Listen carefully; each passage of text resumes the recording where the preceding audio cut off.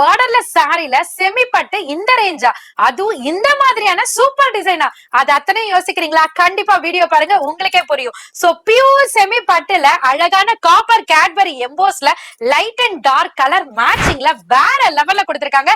So இதனோட blouse பார்ட்ல அழகா குட்டி குட்டி புட்டாஸ் வச்சு அழகான காப்பர் பார்டர்ல கவர் பண்ணிருக்காங்க.